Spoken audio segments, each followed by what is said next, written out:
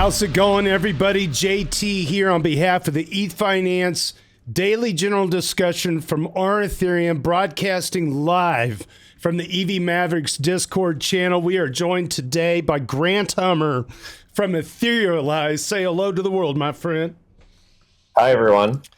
I really appreciate you taking some time out of your busy schedule. I know you've been going back to back, wall to wall, which is great to hear. It sounds like things are stacked up on the plate there in the ivory tower of Etherealize. And we were able to get some questions off of Reddit. I know we got about 40 minutes or so with you. We want to make sure we maximize this opportunity to get you to talk a little bit to our Ethereum and our subreddit community about what's going on in your world. So to kick this sucker off, so Danny Ryan is working at Etherealize, and then you're a managing partner as well. How long have you guys kind of been kicking around this idea of making a marketing arm for Ethereum? The idea came to me on, I believe it was July 24th, 2024, the day the Ethereum ETFs launched. Wow. I had CNBC on, and CNBC had their Ethereum guy on to discuss the launch. Who was CNBC's Ethereum guy, you may ask? It was Anthony Pompliano.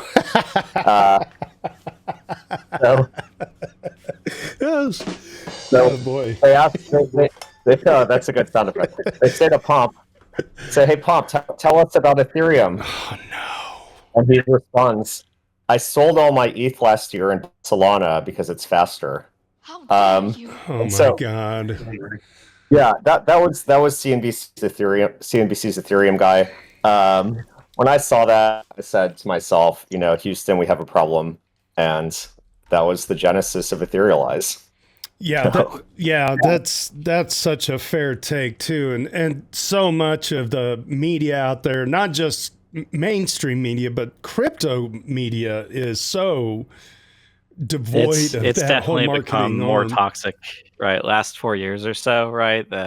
Pretty much NFTs made it toxic in popular culture, but you go outside of a very narrow walled garden, you go on a technology subreddit, or you even go on like crypto markets or something, right? You go on crypto Twitter for sure, and it is anti-ETH all day, every day. It's very hard to form positive or even informed opinion on ETH with the current state of social media. He had like grassroots efforts out on X, say Ethereum was like the marching cry. Like, how are they talking about tokenizing all this stuff, and they managed to put Bitcoin in the article 5 times more than they don't even mention Ethereum.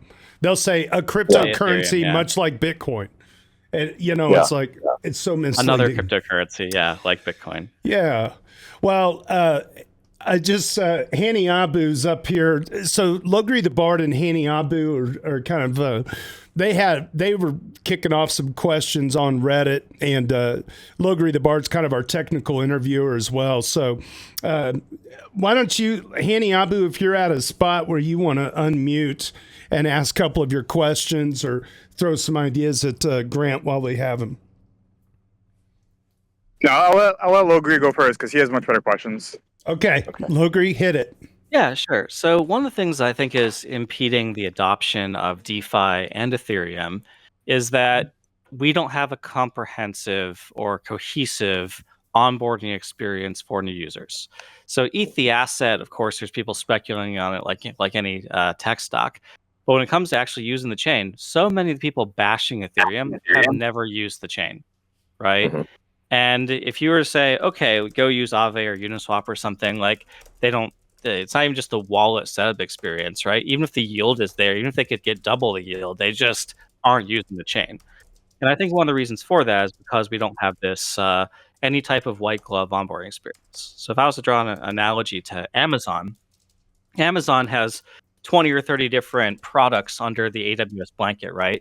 But they have like a cohesive onboarding experience. They have representatives that you can talk to and say what your needs are, and they'll try and pair you down with DeFi applications, and they'll try to tell you how these things plug together. They'll walk you through technical issues and pair you with engineers, and so you feel not alone right? You feel like you have someone who's your ally, who's helping you to discover and figure out the best way to apply this technology to your business.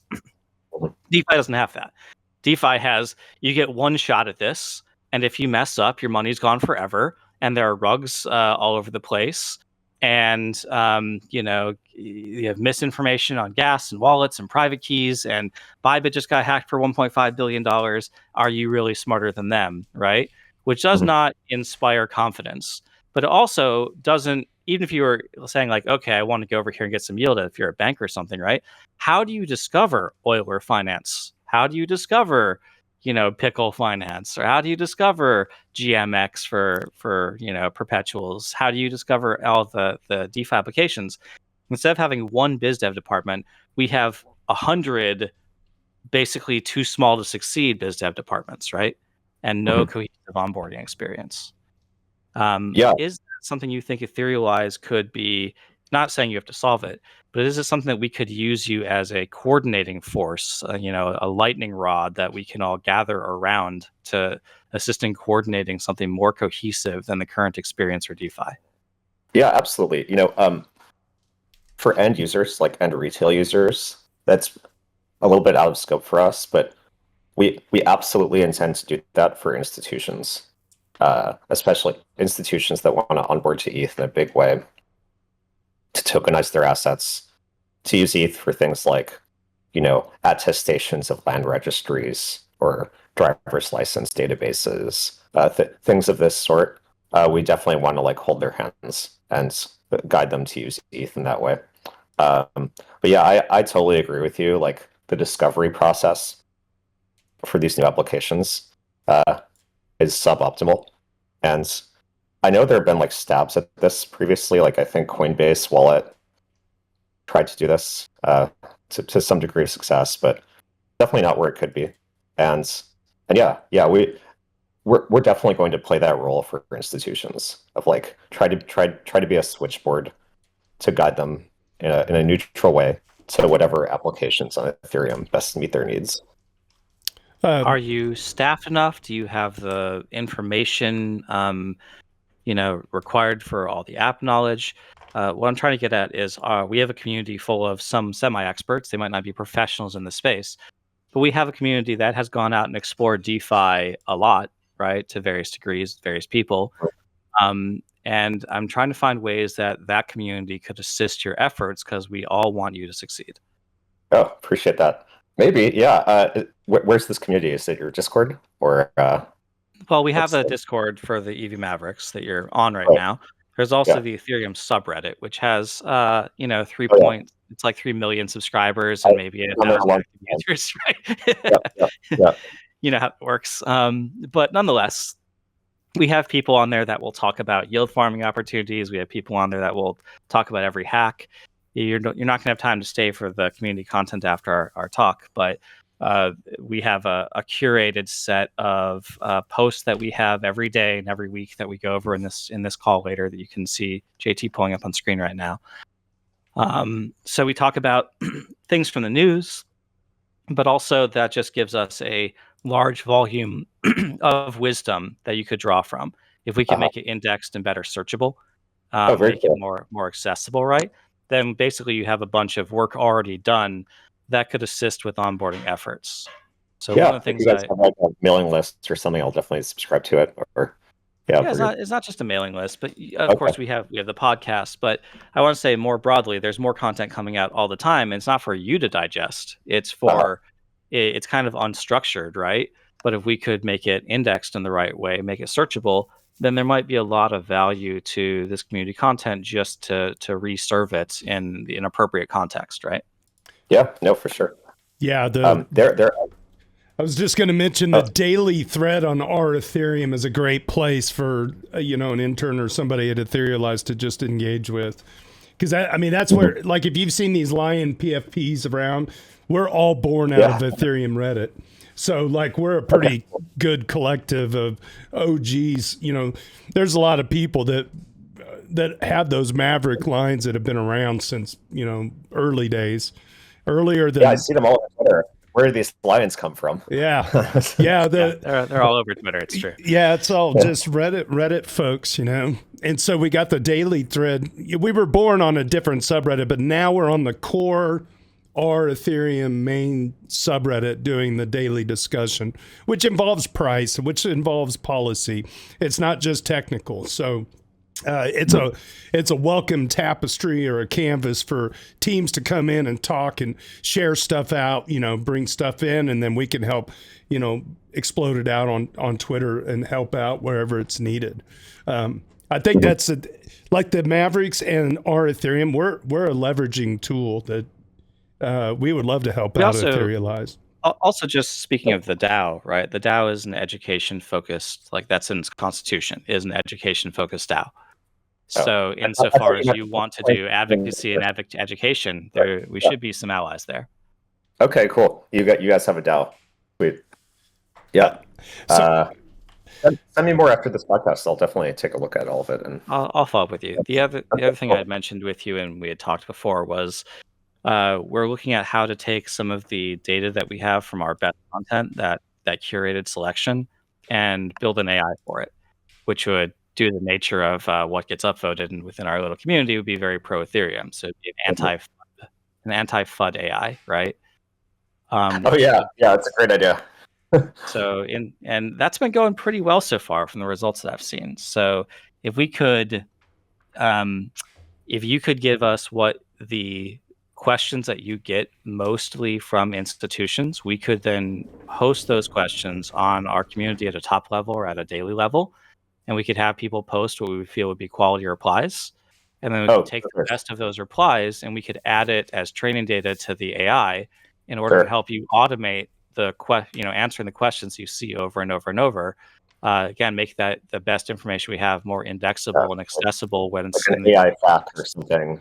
Yeah, if you could follow up with me on that after the call, definitely. Yeah.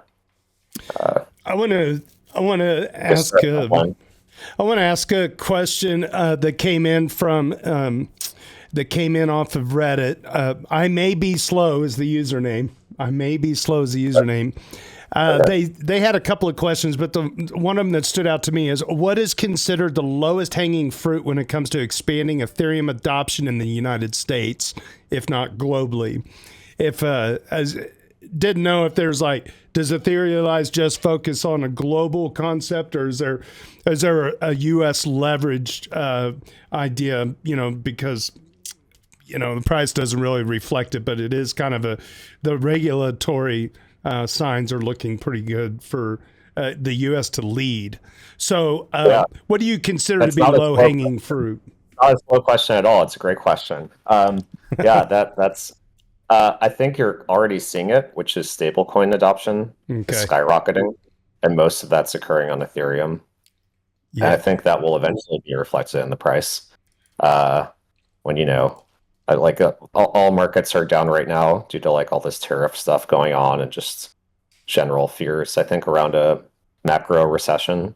But yeah, I mean, if you look at the fundamentals, of Ethereum usage around stable coins and what we're trying to foster, which is tokenization of real world assets.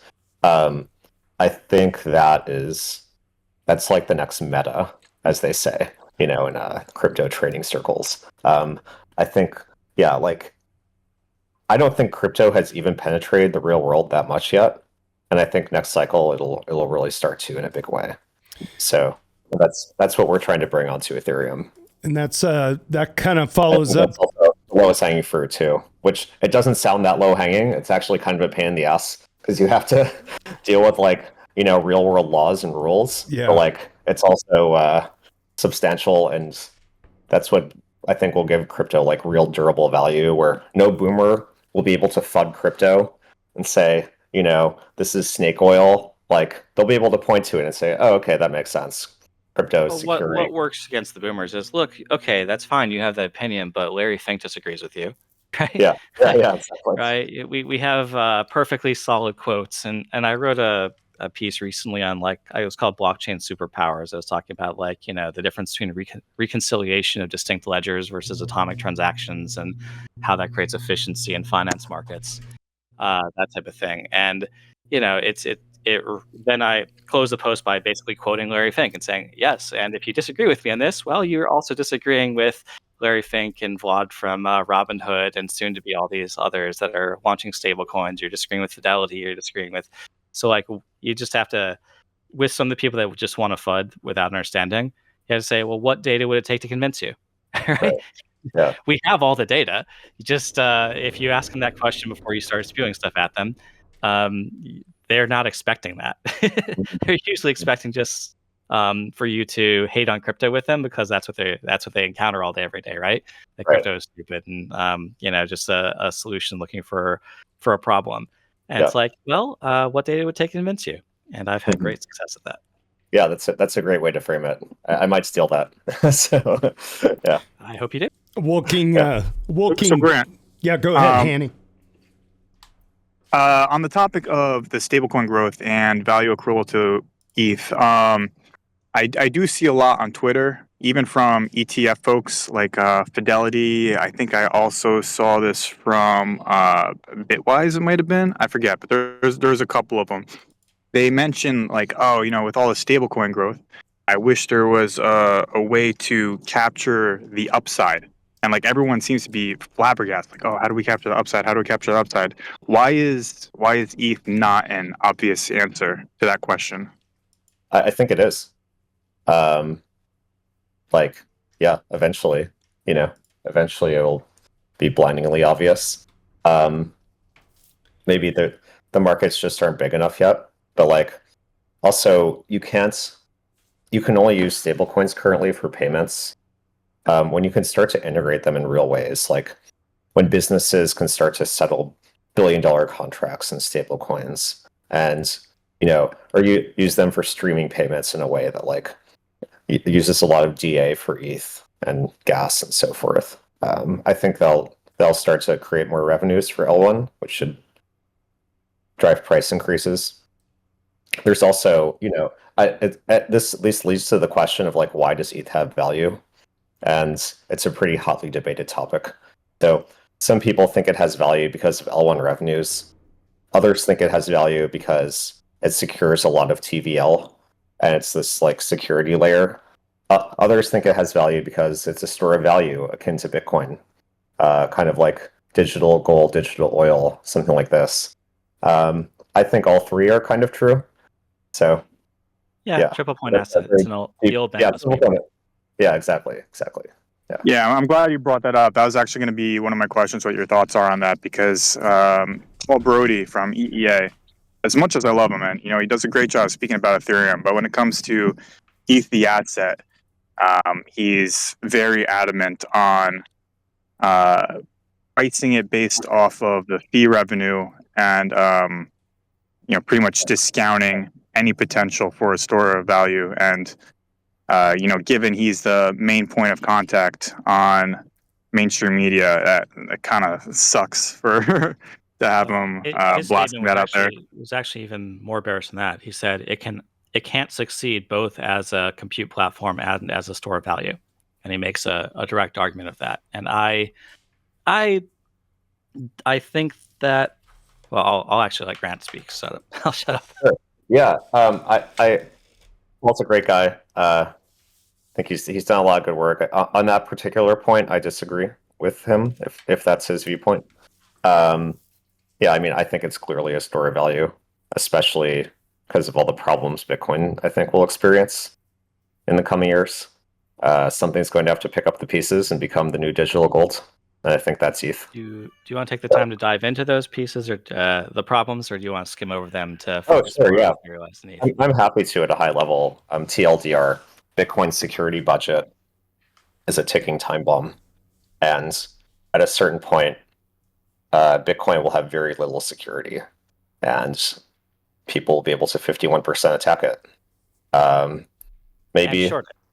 Right? They'll be able to short it in TradFi at scale, and then roll back the chain. And even if they don't profit from being able to attack the exchange on the chain, they'll be able to profit on the TradFi shorting it, basically anonymously. Yeah, you only have to make 5%, on $1 trillion or something. You use leverage. that'll take you a long way. Maybe you spend a couple $1 billion on miners to be able to buy up enough ASICs to 51% attack it. I don't actually think you need to use ASICs. So you can use GPUs like H100s. They're not as efficient at it, but God, there's a lot of them, right? You can go and rent it for a couple, $1 billion for some compute for a day, and just look at the amount of them for rent on DeepIn, for example, and AWS and all the hyperscalers. And boy, I think that there is enough capacity that if you were to go and throw it into a compute market, generally speaking, you could probably at least keep up with all the ASICs, right? So invest a little bit on top of that, but I think that there's a lot of computation out there. Sure. Yeah. However the attack gets done, I think it'll happen at some point. I think Bitcoin has no way out of this. Culturally, they could adapt, but they won't. They won't. Well, they can't, because if they hard fork their chain, if they move to proof of stake, if they break the $21 million cap, I think they're also done in those scenarios. Like, they're so bought into being ossified, to being the chain that will never change, that is predictable, that will always be the same, that I think that's their brand now. And tinfoil hat. I expect that at some point, I don't know when, they will hard fork in something that lets them validate a fraud proof. At minimum, right? That's like the minimum viable hard fork they will do. They'll probably have to patch in some quantum resistance somehow as well, right? And if it doesn't collapse by, was it 2070 or something, there's that time overflow bug that'll just halt the chain entirely. So a hard fork is inevitable. And now that you know that a hard fork is inevitable, what else you can get at the same time? I expect that some type of opcat thing that lets them validate a fraud proof will make its way in. Quantum resistance will make its way in. And at that point, you'll be able to actually make a trustless bridge. So if you can get a trustless bridge that can fork from Bitcoin, just get all the tokens off and let the network die, right? Mm-hmm. Just hear me out for a second. Only in Bitcoin land would a complete security failure be considered a feature. They would turn that into a narrative that would somehow recoup the price again. It's silly. It's like, it's so obvious. We can see it. It's written in the code, a few years from now even. And then it'll be so obvious in hindsight. And for whatever reason, the frustration is it'll still have value, even though it's like Solana, the chain stops, price goes up. It's proof that you spent electricity something like 20 years ago, right? Now it's in a token on some other chain. But nonetheless, it'll be hard to gaslight their way out of this, I think. It's just so bad. So Grant, on the topic of the security budget, is this something that you hear TradeFi talking about, or for the most part, you have to educate them? No one is talking about this. Even people aren't talking about this. I was planning on making a site to kind of highlight this, so I'd love to get in contact with you after. Oh yeah, let's do it. Yeah. By the way, Heniaba makes like 20 websites that have like little focus points on them, and I love it. The Daily Doots website, he made that. He's got Ethereum adoption. As one of his websites. It's really good. Just every time he gets the news of I've seen that site. That's a great site. We're spoiled rotten. Thank you. Cool. Yeah, we're spoiled rotten. Awesome. He's one of the best mavericks in the whole group, man, for sure. Another good maverick, and I want to show everybody the screen. Another great maverick actually came up with the PFPs that you see, the maverick PFPs. There's a tweet by Quinn Thompson, Etherator, user Etherator is wanting to see if you can make a rebuttal on this. Make no mistake, ETH as an investment is completely dead. A $225 billion market cap network that is seeing declines in transaction activity, user growth, and fee revenues. There is no investment case here. As a network with utility, yes. As an investment, absolutely not. Yeah, well, I'd be curious to hear Quinn's thoughts on L2s and the user growth and activity there. I mean, he wouldn't be aware of it, right? Yeah, he probably. Yeah. If he knows what an L2 is, so that's step one. And you can debate over whether the L2 fee revenue split is appropriate or not. But as far as user activity, I mean, that's up and to the right, and transaction volumes. Volumes absolutely up to the right.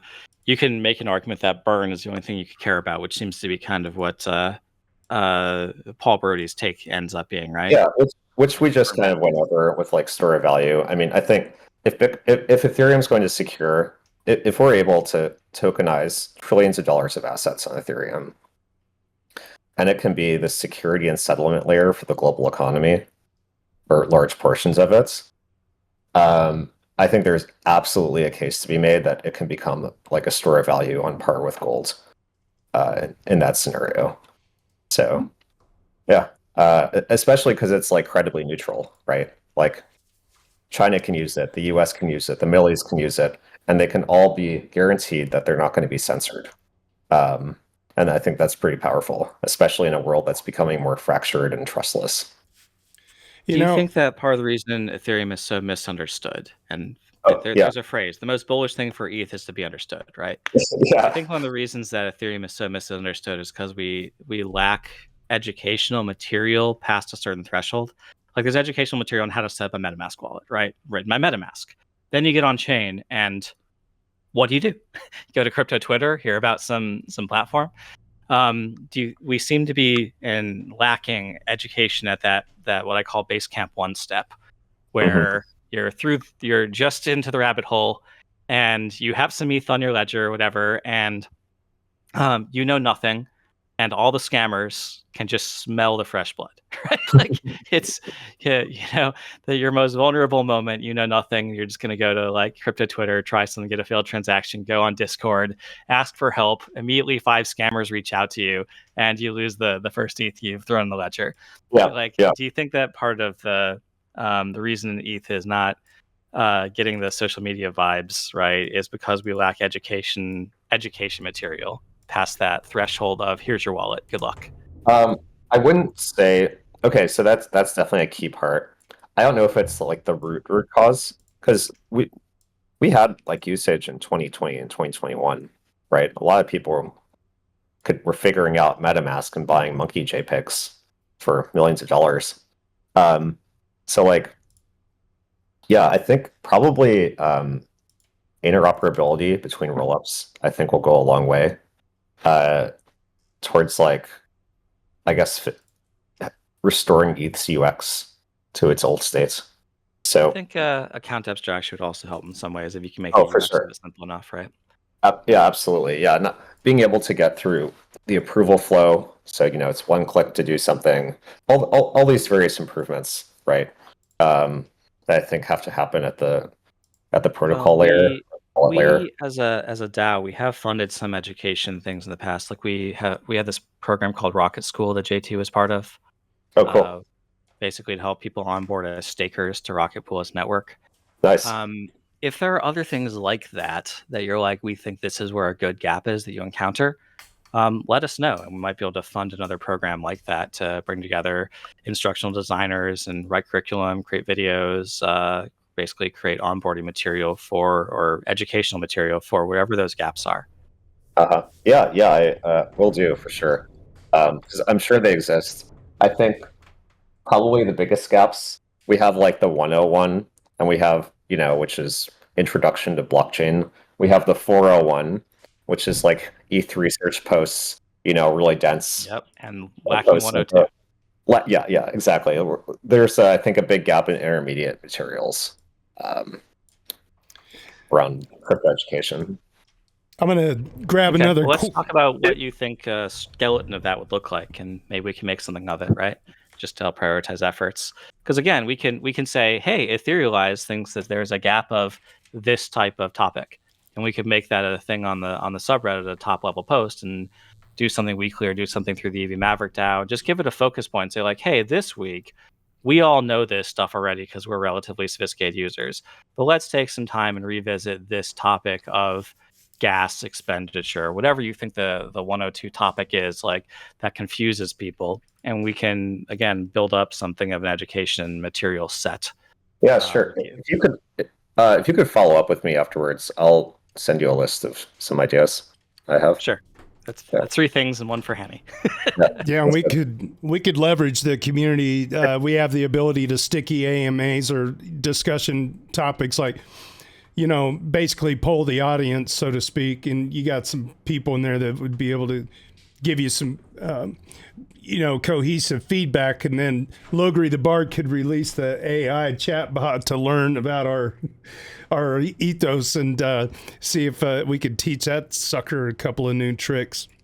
I want to get to yeah, go ahead. Yeah, I was going to say I have one more question, and then we should go to the question in the chat. A common narrative is that TradeFi doesn't care about decentralization. All they care about is what chain can make them the most money. I'm curious on your take, having firsthand experience with them. Is that an opinion that you think they hold, or do they actually care about decentralization, robustness? Like, what do they see as the most valuable attribute when selecting a blockchain to deploy on? Yeah, they absolutely care about. Well, they absolutely care about robustness for sure. If you're a chain that can go down, that is a huge negative, right? When your validators have to get together in Discord and all hit the restart button at the same time, that's kind of a no-go if you're like a serious financial institution.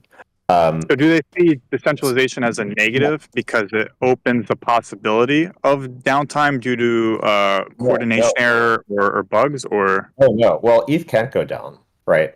ETH has made trade-offs where the network will like partition for a period of time, but it won't ever crash, which I believe is a trade-off in favor of robustness. Things will keep operating no matter what, and then they'll remerge again. Then if there's a partition, the validators will have to vote on whatever the valid history was. But I think they do care about decentralization. There is a grain of truth in that. I don't think they care as much about decentralization as your average early crypto libertarian living in a bunker. They're definitely not like all the way there, but they do care to an extent. I think what they really care about is the ability to customize and control their own execution environments, which is what rollups really provide. And I think that's actually a huge advantage of the rollup roadmap with regards to like TradFi and big institutions. So before we run out of time, we've got a question on Discord. Bull Bear Bull actually posted this. I know the chat looks like I posted it. I was just copying it over so people could see it at home. User Bull Bear Bull says, question, heard Danny Ryan speaking about Etherealize developing their own product suite. Can you describe, is this like an L2, a wallet, or other infra? How does Etherealize plan to balance being an advocate for the L1 ETH and an advocate for their own products when those incentives diverge? Yeah, it's a great question. We're planning to tokenize credits, Wall Street credit, and bring that onto Ethereum.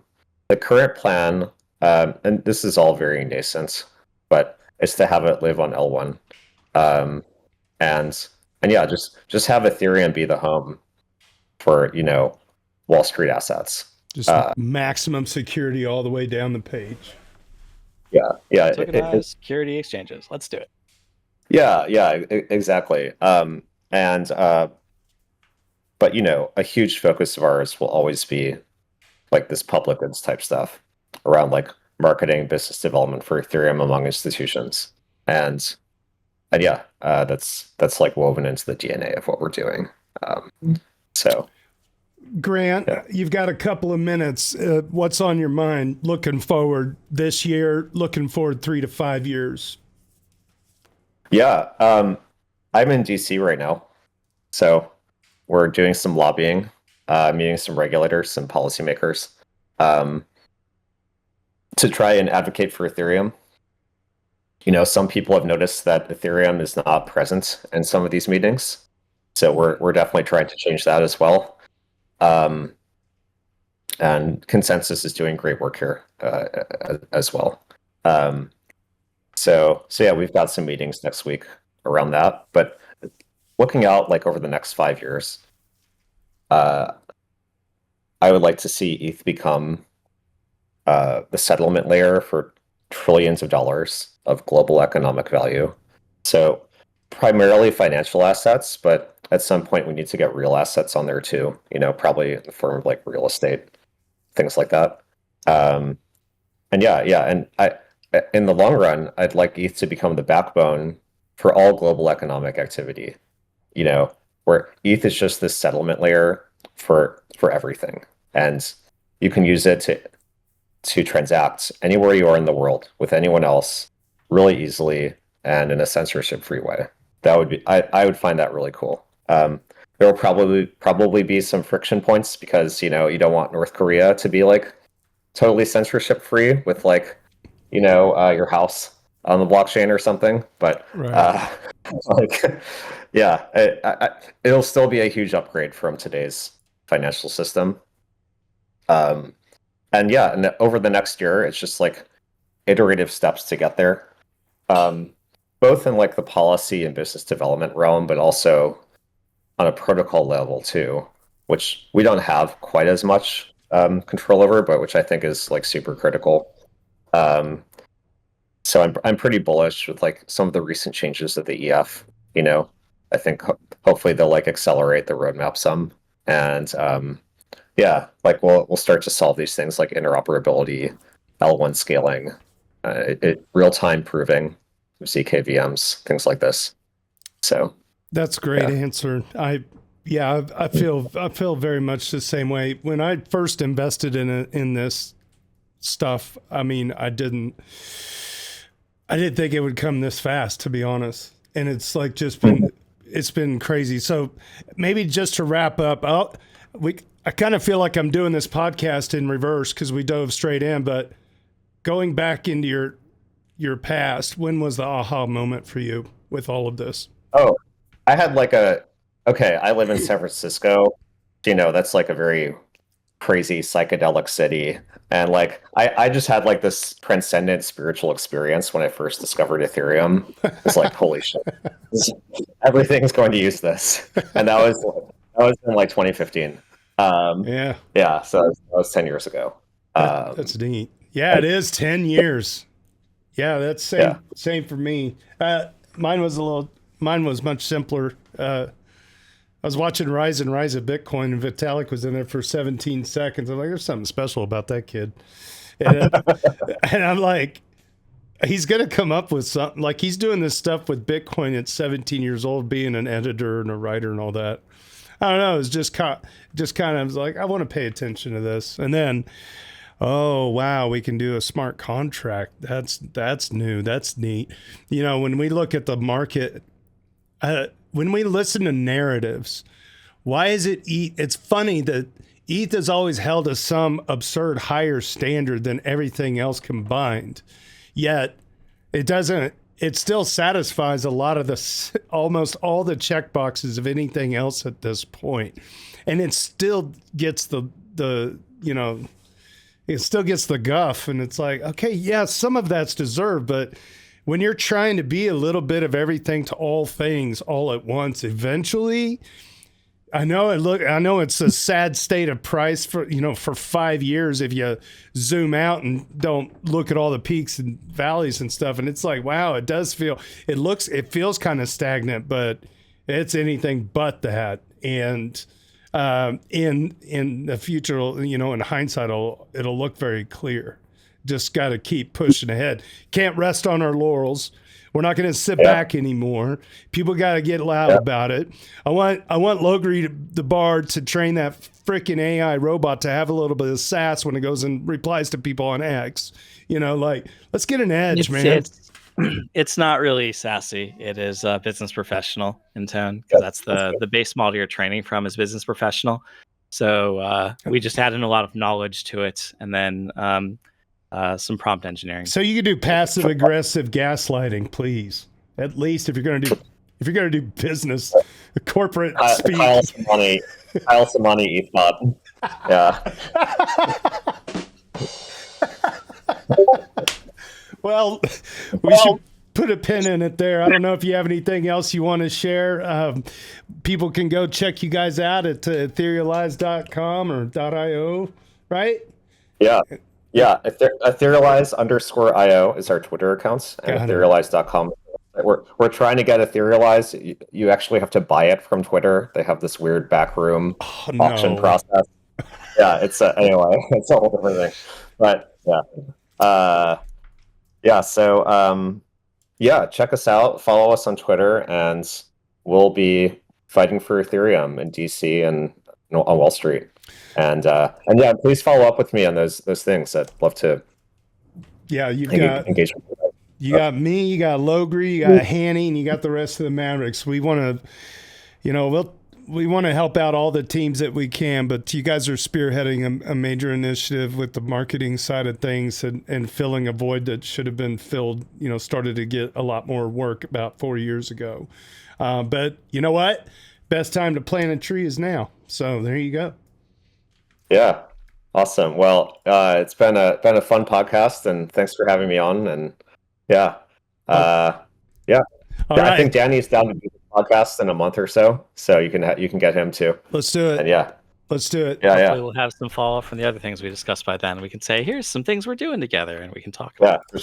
For sure. Yeah, absolutely. Well, I think you and I think Danny ought to just come to my house for barbecues sometime, and we could do it in person. Yeah. Are you in Colorado? I'm Kansas City. He's Kansas City. Oh, okay, got it. I got a fire pit. We can do a real fireside chat. Not like these posers do in these offices. We'll do it for real. But anyway, I'll let you go, Grant. Thanks so much for your time today. Keep spearheading those initiatives out there. We're on our Ethereum and whenever you need us. All right, thanks, JT. And great talking to you guys. Have a good one. You too. Bye-bye.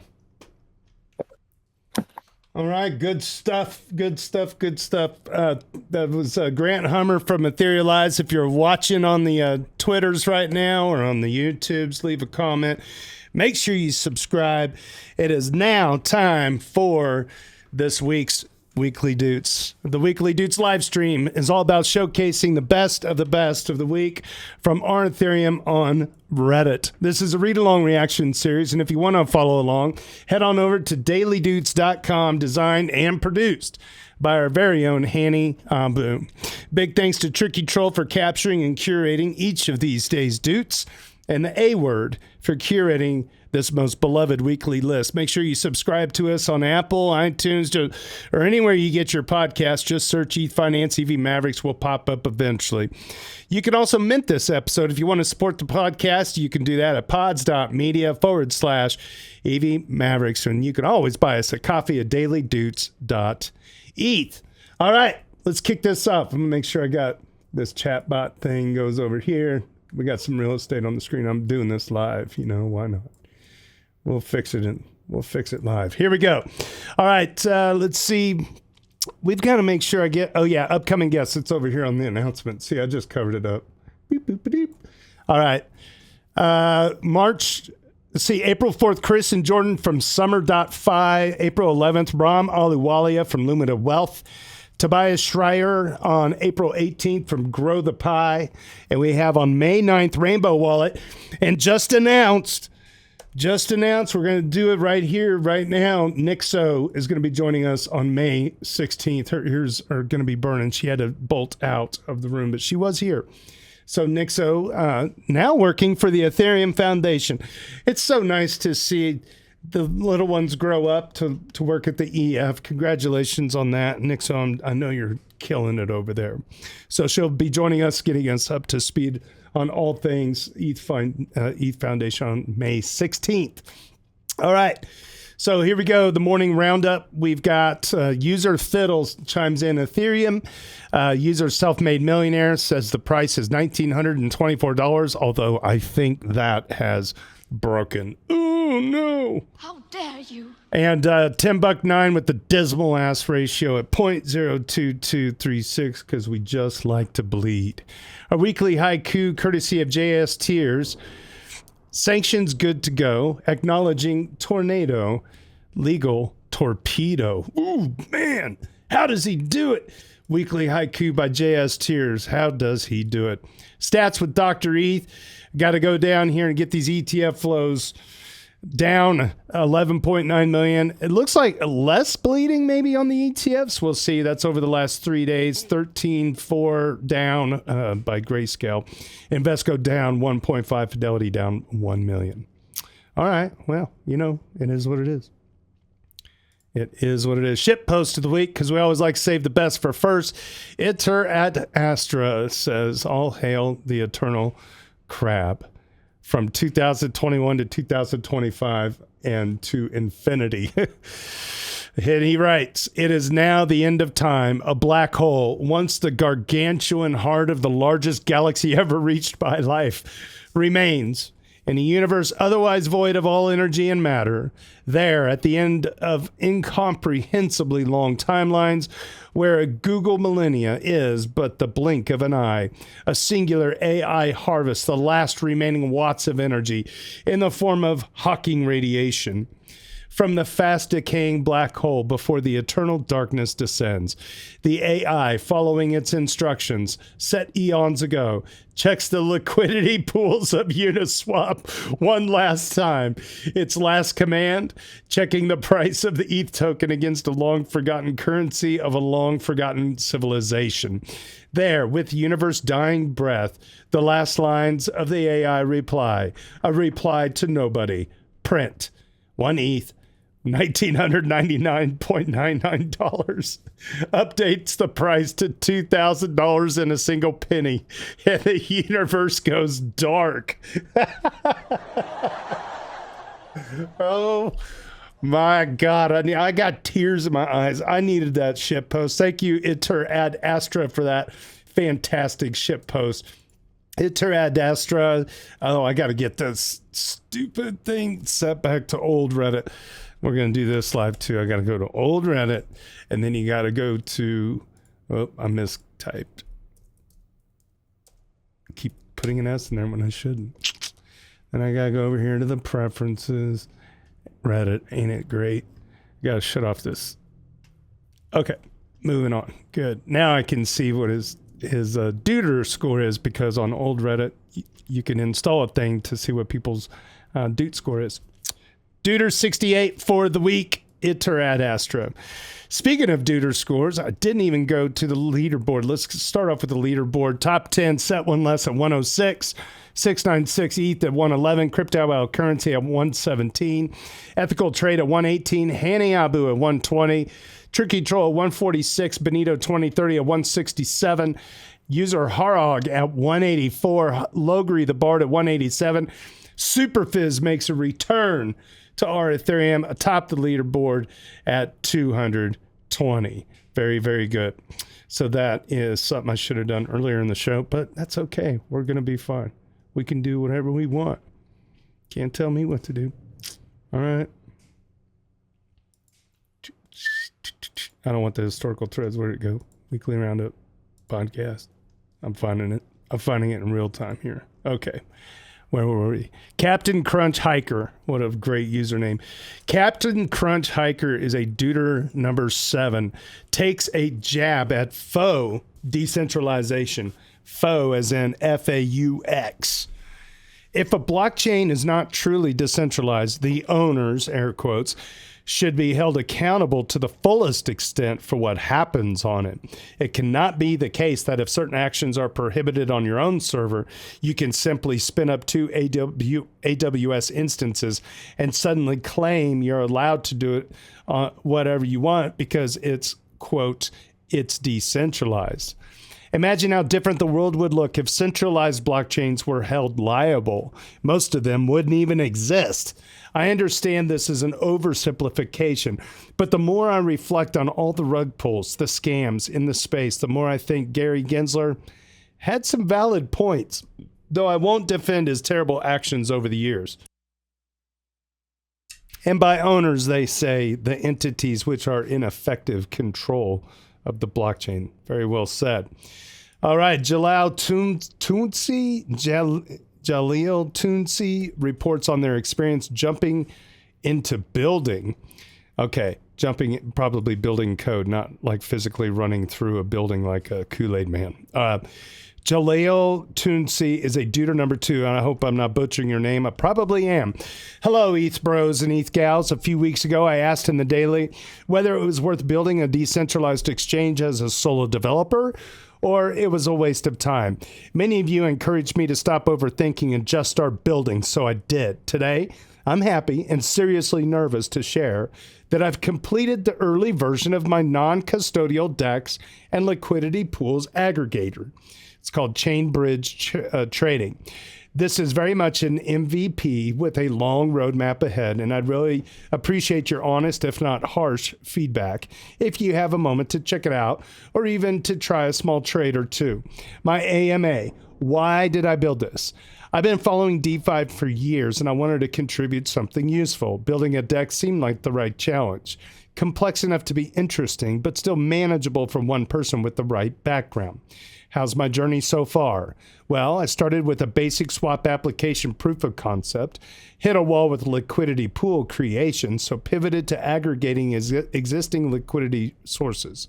Integrated with 0x protocol for better routing, added support for multiple networks such as Ethereum, Arbitrum, Base, and Optimism, and Polygon, implemented security best practices, and finally made the UI functional, though it's still quite simple.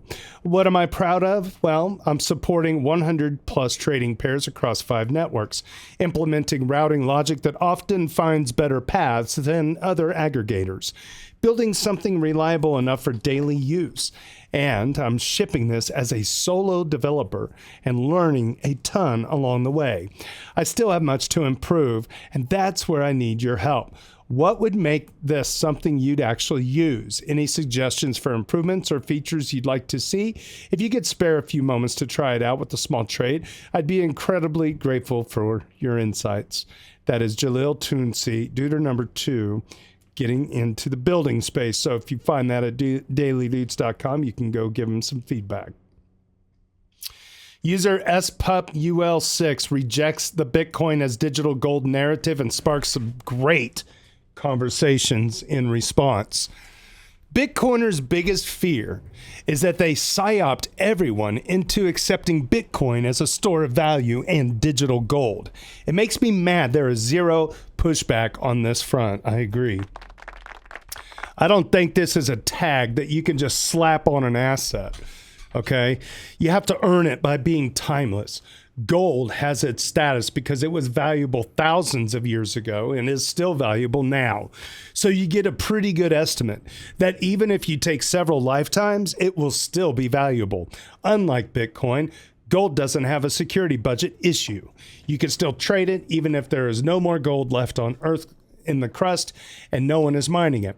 It also does not have a stubborn community resisting any change, while on top of the security issue, there is the looming threat of the acceleration of quantum computing. This is not meant to be a pro-gold comment. I believe that a digital form of store of value has a lot of benefits, but this game is far from over. Ultimately, that asset will win, and that can stand the test of time, and roughly 16 years is nothing on this front. Well said. I did not recognize your username. Duder number 2, relative newcomer to the list. Welcome in. That's a great take. I appreciate your writing that. So does the rest of the community. It's like, yeah, why does Bitcoin get to have a pass? Why does, like I said earlier, why does Ethereum have to have all the standards satisfied for people to finally accept it? It's like, man. Yeah, because we're trying to be the standard for everything. You're going to be the biggest amount of pushback. And I think we've got a bunch of weak-kneed, limp-wristed people that just need to get loud and get pissed and get going. We got a lot to be proud of. Let's just keep making shit. Get people to buy it. You know, have fun doing it. That's something else, too. Like, I buy ETH so I can use it. I think we lost that narrative for some reason. Like, fees are low. I use it every week. Making this podcast every stinking week. All right, the Hans Gruber enjoys being involved. I always love when Hans makes the list because I like saying his name. Duder number 33 for this week. Ooh, I gotta approve somebody here. Okay, yeah, a little mod action on the live stream. There we go.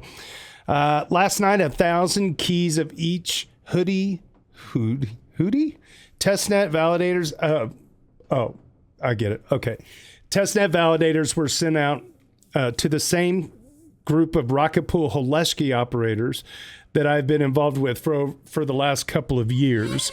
Just about everyone threw up their hand to volunteer for another 3+ year commitment to run hardware and donate their time and bandwidth when the opportunity presented. Proud to be associated with them. As of now, mine are chewing, self high five, and roughly a third of the other operators have signaled theirs are up as well. I've said it before, but I'll say it again. It really is fun to be involved in the space. And if I do say so myself, it feels good to be contributing to the growth and development of Ethereum in this small way. It certainly lessens the sting of the relentless negative sentiment. Holeshki is going to be kept up for several more months. It's back to working just fine, except for testing validator exits because the queue is like a year long. Do I have Just Keep Chugging? Do you guys remember that? Just Keep Chugging? If Vitalik time off, we would lose a great researcher. A great mind. And he's not just writing about Ethereum, he's writing about collusion systems, crypto economics. We'll take a break. That would be a tremendous loss to the world, but the Ethereum machine would just keep chugging. Just keep chugging. Just keep chugging. Just keep chugging. Our memes used to be so much better. So much better. Just keep chugging. This was a guy named Alexander.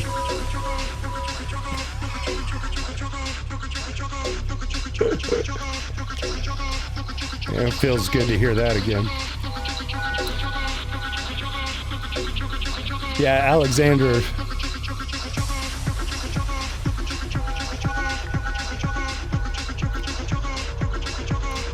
Anyway, yeah, the memes were spicier, weren't they? Okay, we'll get back to it. Thank you.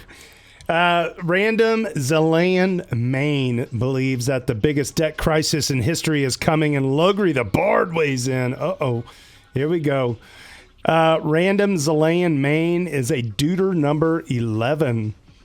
More than ever, I'm convinced one of the biggest debt crises in history is coming. The U.S. economy is more leveraged than ever. Federal debt has surged past $35.8 trillion, 120% of GDP, double 2008 levels, and 4x the 1970s. Interest payments are nearing $478 billion per year, 16% of the budget, and rising. Household debt is over $18 trillion. 12.6 trillion in mortgages, 1.21 trillion in credit cards, 1.66 trillion in auto loans, 1.62 trillion in student debt. Consumer credit is rising as interest burdens grow. Corporate debt is also ballooning. 13.8 trillion, or 46% of GDP, the highest ever. Much was locked in at low rates, but now needs refinancing at far higher cost. Liquidity trends tell the rest. M2 money supply, I don't know what M2 is. If somebody could help me out, chat. Look, can you look that up, Jamie? M2 money supply exploded during 2021 at 26.9% year over year, and then reversed hard. QT kicked in. Rates soared past 5%. The Fed's balance sheet dropped from 9 to 6. Now QT is being tapered off and runoff from $25 billion to $5 billion per month. Why? Bank reserves fall. Reverse repo dries up. Treasury auctions wobble. Foreign demand fades. China holds the least treasuries since 2009. Fitch even cut the U.S. credit rating. Meanwhile, stagflation creeps in. Growth slows. Core inflation sticks at 4 to 5%. The labor force shrinks. 100 million Americans out. Participation stuck at roughly 62.5%. It's not a healthy economy. And gold up 40% in a year. It's over $3,000 per ounce. Central banks bought 1,000 tons in 1,000 plus tons in 2023. To me, it's a signal, a hedge against fiat risk and broken trust in the system. It may seem like dark times in sentiment, but to me, this is exactly what this industry is built for. The status quo is no longer sustainable, and humanity has innovated out of it as usual. If we are ever to evolve into something more anti-fragile and independent from the tech sector, this is when it happens. Narrative drives price. And if everything starts to fall and crypto moves up instead, immediately, we are the counter-cyclical lifeboat we originally started out to be. Otherwise, our whole industry gets absorbed into the centralized TradFi system. It seems less likely that we diverge when the going is good. Why would that happen? Logri responds. Logri's our number 2 duder on the whole list. I think it's pretty certain that the U.S. economy is going to implode. There is a matter of speculating on the timing, but the outcome here is inevitable. In addition to everything you mentioned, there's also the pension crisis. But what do you do with that information? Do you rush to hard like assets like commodities? Do you buy the best PE stocks you can and get out of your growth sectors? Do you invest overseas and hope that their markets do better? Do you invest in a bunker and bullets? Crypto so far behaves like a tech stock, not an anti-fragile investment. A serious depression could drag us back to $100 ETH. We've never seen an event like the collapse of the dollar in our lifetime. And ETH will have to find a buyer for every seller exiting the market. If that buyer isn't the burn, who is it? ETFs? They'll run for the exits like everyone else when things truly get scary in the world. You don't need much ETH for gas. So unless you're planning to find over $1 billion willing to hold 0.1 ETH for gas, that's not it either. In 2018, all altcoins behaved like shit in a toilet that wouldn't flush, just swirling around at lower and lower valuations without finding an actual holder until we hit $80. I do not look forward to how this market behaves when there is truly something wrong in the world. After having lived through the 2018 when there wasn't, the idea that ETH is going to save humanity from dark times seems impossible to me. What Ethereum will do is remove the friction of holding any currency or stock in the world that you want. This will prevent good people from being stuck holding bad assets once currency controls start to kick in. It might totally upend the centralized traditional financial system and bring great value to the world and still be valued at like $200 for a while. But be prepared for all outcomes. Be liquid and adaptable to changing market conditions. This means, among other things, don't invest more than you can lose. A tale as old as time. And you can check out the quote, don't invest more than you can afford to lose at tokenomicsexplained.com, the Rabbit Hole Explorer's Guide. Courtesy of Logri the Bard. Always a banger. Always a banger. All right. Shit Shot Dead. User Shit Shot Dead comments on the centralized chain trend. I hope Shit Shot Dead actually makes the evening news because they have to quote the real person's name when they find the source. Shit Shot Dead is a Duder 9. Duder 9. Centralized chain trend. Here we go. It seems like the current paradigm bubble is that everyone can just launch their L1 and L2 high-performant blockchain that sacrifices decentralization principles. This is in part fueled by the recent deregulation and crypto-friendliness of the new U.S. administration. It remains to be seen whether these chains can stand the test of time as a, quote, blockchain. I'm always on the view that a centralized app chain and even some stage 0 L2s might as well just be a Web 2 app. My guess is that this paradigm will continue until a point where users of a major centralized chain get scammed of their funds. Alternatively, these L1 chains run out of funds and they start winding down operations or even print more of their own tokens to fund their operations. My idealistic hope is that decentralization wins in the end, but we must not be complacent. Here. I saw one user mentioning here that we should stop being such a crypto police, but I honestly disagree with that take. I totally agree with you. As a community, we need to pressure L2s to uphold their decentralization principles. Vote with your dollar. Vote with your liquidity. Use chains and projects that create decentralized values instead of just value extraction. Much appreciation to the community members like EtherRaider for their efforts on Twitter combating FUD on Ethereum all the time. Well said. Good job, shit shot dead. User CoinCashew is looking to recruit people just like you to the Hootie testnet. And CoinCashew is on the weekly list, but they did not get a doot. Were they on the doot for this day? Let me go to the daily doot for Tricky. This might be an A-word exclusive. It is an A-word exclusive. This is an A-word exclusive. So you know what I'm going to do? I'm going to go ahead and give them a doot anyway. How about that? All right, CoinCashew, welcome to the Dudes Club. It'll get updated next week. So A-word handpicked this one here. Now's the best time to test out Hootie, Lido CSM, Pectra Hard Fork Transition, and ETH Pillar. Hootie CSM Quick Start in 4 steps. Set up Hootie node with ePillar with a one-liner, and then they give the command, and you can copy that right out of there. Generate the validator keys, get Hootie ETH or DM me, the faucet is here, upload your keys and bond using this thing, and more info. So if you go to eThPillar.coincashew.com, you can get started on the Hootie testnet right there. There you go. Thank you, CoinCashew, for stopping by and using our Ethereum daily thread to spread the word. User Grow the Pie as climbing up the charts. Grow the Pie intern has been knocking it out. Duder 28 in a very short amount of time. Shares a new blog proposal, and there are some good replies below.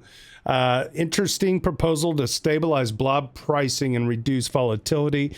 The adaptive mean reversion blob pricing. Wow, that's a mouthful. It looks like Fizzless X and PA7X1 Duder 87 has done some responses to this, but this is at Ethereum-magicians.org. It's at the Ethereum Magicians website. EIP 7915. If you want to read more, you can start at dailydoots.com, and all the links are right there. And then here we go. Uh-oh, time to take a drink. I'm going to play a little music while I get a drink and rest because I got to do a Logri. This was also in response to someone, so there's a context above mine. Okay. A great researcher and, by example, a great leader, but I've never seen him tell anybody to do anything. That's kind of a funny line. That's a funny line in hindsight. He's a great leader, but I've never seen him tell anyone to do anything. How about go market? Just says, I'm doing this, and this is why I'm doing this. And then people choose to follow this. And that's leadership, right? I agree. Yeah, best leaders are the ones that just put pen to paper and actually build stuff for others to riff on, you know? All right, Logri issues some warnings for anyone looking to jump into some higher end DeFi yields. First, you shouldn't be interacting with farming contracts like Beefy without first at least having a basic understanding of the platforms they are built on. Second, you shouldn't enter positions consisting of tokens you don't understand. Many of the Beefy positions are LPs, where they are just harvesting and compounding rewards for you. But that means you will get wiped out if there's an issue with any of the tokens in the liquidity pool. Now, that's probably fine for like an ETH and an RETH pool on base. That may not be fine for an FXUSD Frax BP pool somewhere else. Third, I've been doing this for a while. I've been hit by multiple hacks and even robbed by a DAO in broad daylight. The thing that has saved me more often than not has been diversified positions and sticking to platforms with teams that are willing to bail out the users. So if you want to do this, split your position so you can afford to lose any single slice of it. Generally, that means limiting the amount on any given L2, any given token, excluding some unavoidable things like ETH and USDC, and any given platform. Fourth, Be prepared to spend at least a little time every month re-evaluating farming opportunities and shifting positions around over the years. The better yields will also often require doing ongoing research into their newer protocols. Is Scroll safe? Is Pendle? Is Euler? Is Mem? DeFi will pay you to learn about it, but you still have to put in the effort to learn about it if you want to come out of the rabbit hole wearing pants. Well said, man. Well said. And Super Fizz. Oh, man, that's a name we haven't heard for a while. I'm glad he's back. Shout out to Super Fizz. Took a break from socials, and he's coming onto our Ethereum and giving us some stuff. All right. Okay, Super Fizz has some tips for someone who is overinvested. The quote, I'm overinvested into ETH. Super Fizz replies, I'm guessing you're mostly saying this because the price is lower than expected, and you would likely see it differently if the price were performing well right now. That's just my hunch. The user says, no leverage right now. Super Fizz says, genius. Leverage will kill you financially and mentally. The user says, it's irresponsibly undiversified. Super Fizz replies, well, that's a fair statement. You're evaluating your financial situation and seeing a real problem. If you're under-diversified, it's wise to diversify. It's okay to be cautious with your financial future. It's okay to de-risk. If you feel irresponsibly diversified, you'll sleep better and have peace of mind when you diversify your portfolio. Never put all your eggs in one basket is some of the best financial advice ever. The user says, there's nothing inherently wrong. User says, I got a bonus from work last week and it went straight into more ETH. Super Fizz replies, there's nothing inherently wrong with this, but it could be investing or it could be gambling. Ask yourself what you might have done with the money if you didn't buy Ether. Did you need the money to meet the basic needs for your family? Do you have unmet financial obligations? If yes to these, then you're very likely to be gambling. But if you didn't need the money for existing obligations and you're using the purchase to make responsible plans for the future, it could be responsible even if you're heavy on Ether. The voice says, how the hell do you stop? Super Fizz says, if there's a loud voice in your head telling you to stop, then you need to honor that. Don't silence it.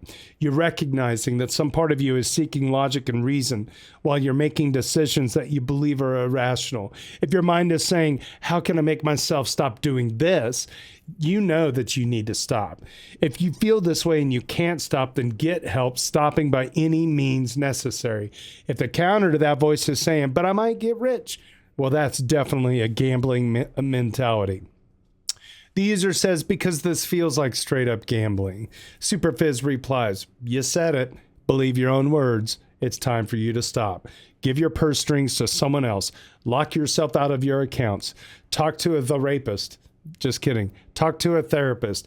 Do what you need to do to get the balance back. There's nothing inherently wrong with being overinvested in Ether. I am, and I've ridden waves from the top to the bottom and back to the top. Yes, I wish the price was higher, but I'm not experiencing any mental anguish right now. I'm just learning and building while I wait for the world to figure out what I believe I already know, that Ether is valuable. So from my frame of reference, it's okay to be overinvested. But you're saying that you want to stop and you feel like you're gambling. That's a huge red flag that you are gambling. And you need to get help to stop gambling and diversify your portfolio into something that makes sense to you. While you're waiting for the gamble to pay off, your body is experiencing stress that's taking years off your life. And there's a fair chance it's having a negative impact on the other people in your life. Hats off to Super Fizz for taking the time to write all that out to, give some advice. I mean, it's good. It's just good advice. He's framing good common sense things. You see it in the daily. I mean, sometimes you got to choose to have a good day. You cannot hinge all of your happiness based on the price of ETH in any given moment. Like, it's so crazy too. It's like it works in the opposite direction. You think that, oh, well, the price is $4,000. I knew I was right. It's just going to keep going to 10K or going to go to 15K, and people have been saying this. It's like, Are you doing anything with it though? I mean, I sit on my hands most of the time anyway, but every now and then you got to sell some just to go get an ice cream and maybe you can afford to put some sprinkles on top or something. You know, I'm small ball guy. Small ball is how I stay happy. I don't have my eyes on a sports car. I don't have a dream house. It's just the most I would like to do is maybe travel a little bit more and maybe retire my wife or something. Not in the sense that I'm going to kill her. Good God, that was dark. I would like for my wife to retire from her job. There, I said it better. I think she would, but she still finds joy, you know, in her work. So it's all good. She'd find joy in something else. Yeah, you just got to shift your horizons, man. Your wife is a joyful person. She's going to be okay regardless. Yeah. Don't let that stop you from getting rich, JT. Come on. Yeah. I can't get too rich. She'll leave me. Yeah, that's funny. You're not even the same person anymore. Yeah. Isn't that funny though? Isn't that the truth though? It's like, oh, now you're rich. And there's the divorce. No, she would never do that. Would you, honey? No, she never listens to this podcast.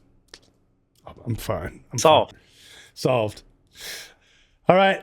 Finally, for this week, Nixo shares her latest All Core Devs wrap-up blog post. I posted a second issue of ACD wrap-up, now titled Checkpoint, as in Checkpoint Sync, something that quickly brings a validator to the head of the chain, except now it's hosted on the Ethereum Foundation blog. And you can go check that out at blog.ethereum.org.